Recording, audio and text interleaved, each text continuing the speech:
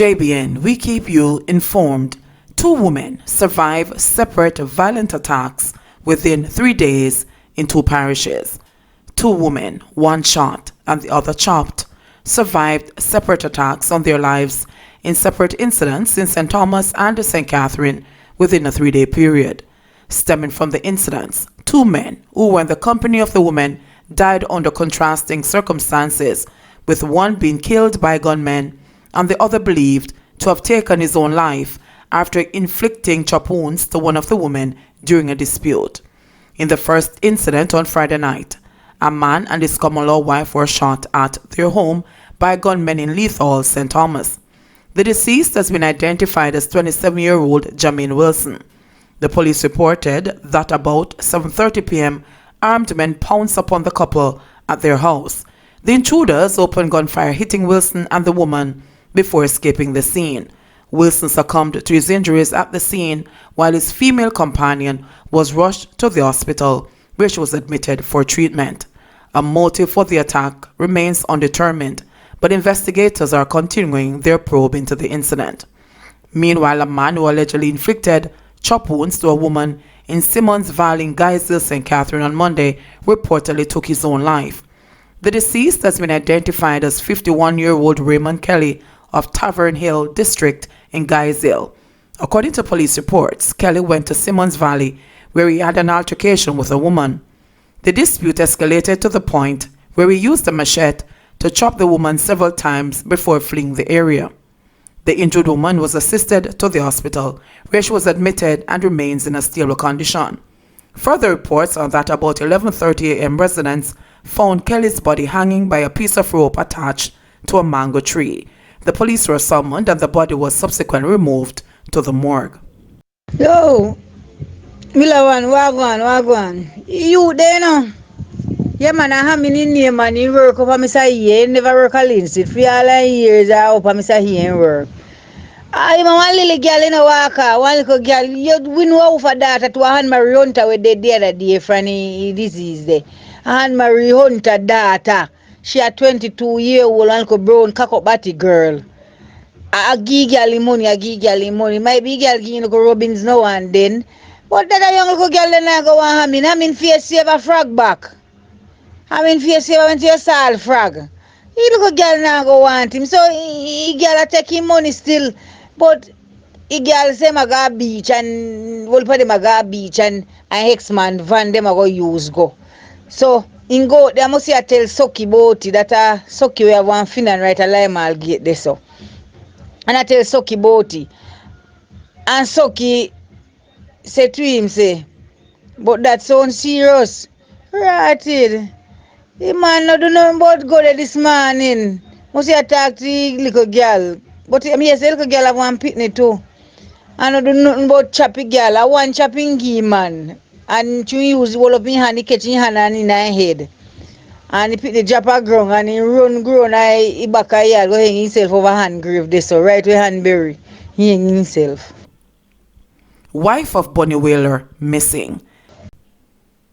A cash reward is being offered for the safe return of 70-year-old Jean Watt, wife of veteran reggae singer Bonnie Whaler, who has been missing since Saturday.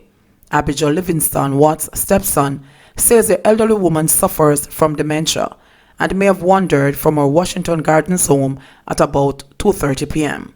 My father is really worried, and this is not a good thing, especially since he is not in the best of health, Livingston said.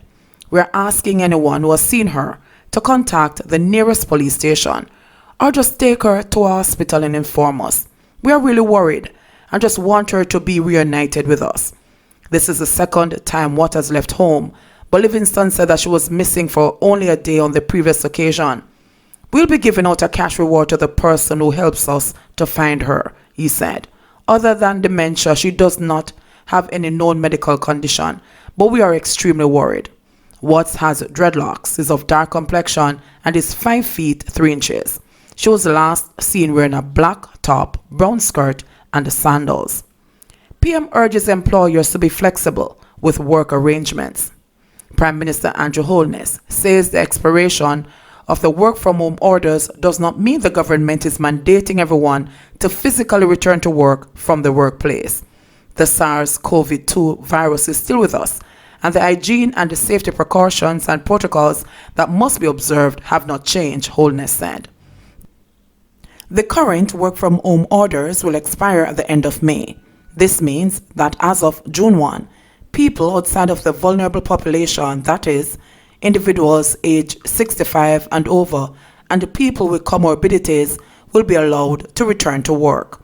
What we are saying is that we must return the economy to full capacity. We should allow people to work from wherever they can be most effective. If the nature of work demands that you must be physically present, then you should be.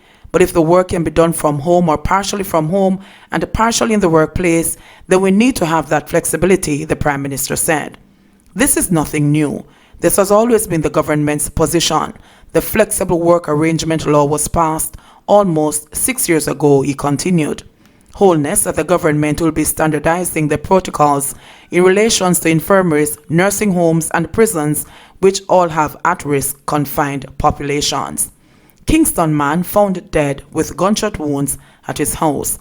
Police investigators are continuing their probe into the shooting death of a man at his house on Church Street in downtown Kingston on Monday. The deceased has been identified as 35-year-old Dwayne Joseph. Reports are that sometime after 4 a.m., residents heard loud explosions coming from Joseph's house and alerted the police.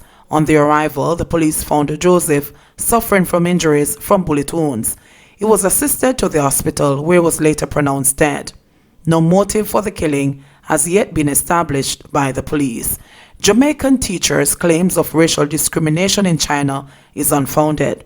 The Ministry of Foreign Affairs and Foreign Trade today responded to allegations that the Jamaican embassy in China did not provide assistance to a Jamaican teacher who requested help. The ministry's statement comes after a local media report alleged that the teacher was refused assistance and subjected to racial discrimination. In a statement, the ministry said the embassy acted responsibly and in good faith in its interactions with the Jamaican national and gave guidance in accordance with the laws of that country.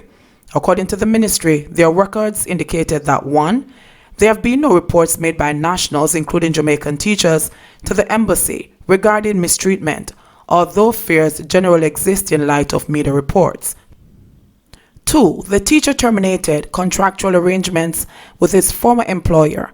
Thereafter, he sought to use the work permit issued for that specific company and province to seek employment in another province with a different company. The embassy advised against this action as it would contravene employment laws in China. 3. The Jamaican teacher first contacted the mission on April 7, 2020 and was in communication with a member of staff almost every day, including weekends, until April 17, 2020 and again on April 21. On these occasions, 2 locally recruited staff members and the embassy's interpreter were involved in documenting the case for best outcomes. Also, contact was made with the former employer. 4. The ministry's headquarters in Kingston contacted the teacher on April 15, 2020, seeking his approval for the release of his personal information to the Chinese authorities for the purpose of their own investigation and intervention into the matter. 5. The embassy, with the assistance of the teacher's former employer, sought to find accommodation for the teacher so that he could vacate the apartment that was initially assigned under his contract. 6. Investigations conducted by the embassy into allegations made by the teacher revealed that his eviction from the accommodation owned by his former employer was unrelated to claims of racial discrimination. 7.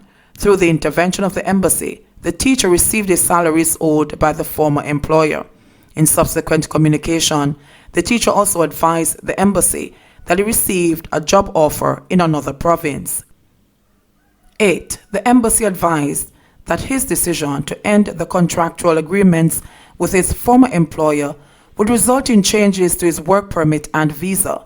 However, the teacher acted contrary to the guidance provided by the embassy regarding his employment.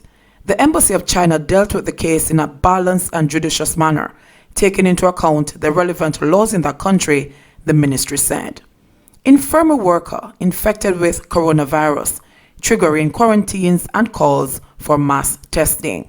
Concerns are heightening about the safety of aged residents at the St. Anne Infirmary, with a worker there contracting COVID-19 and triggering home quarantine for 21 of his close contacts. The male employee has been placed under isolation in a government facility. The infection has triggered an alarm because the new coronavirus has been brutally fatal to elderly persons with underlying medical conditions that make them most vulnerable. Infirmaries or nursing homes also escalated that risk, with 1/3 of the United States COVID-19 deaths up to mid-May linked to those facilities. Jamaica has so far recorded 564 cases and 9 deaths. Health and Wellness Minister Dr. Christopher Tufton yesterday disclosed that the 21 persons included 12 high-risk members of staff, all of whom have been sampled. The individual is currently asymptomatic, Tufton said at a Jamaica House briefing yesterday. The minister said that up to May 25, all 80 permanent staff members, some visiting employees, and 106 residents at the infirmary were sampled for the coronavirus. We have so far tested 6 of 14 infirmaries island-wide. We're expecting to get the results of the sample within the next couple days, Tufton said. The COVID-19 scare at the St. Anne Infirmary has prompted a call for the immediate testing of workers at infirmaries and nursing homes island-wide. Seniors advocate and founder and chief executive officer of the Caribbean Community of Retired Persons, Jean Laurie Chin, said that testing of workers should be immediately conducted, even as president of the Nurses Association of Jamaica, NAJ, Carmen Johnson, described the news as quite unfortunate. This is of great concern, Laurie Chin said yesterday afternoon. Now the persons with whom he came into contact must be tested as soon as possible so they can get the necessary medical attention. Samples have so far been collected from 510 infirmary staff members island-wide. The Health Ministry, Tufton said, has assembled the inspection team for the island's nursing homes. Since March 2020, 180 nursing homes have been inspected together with 3 hospitals.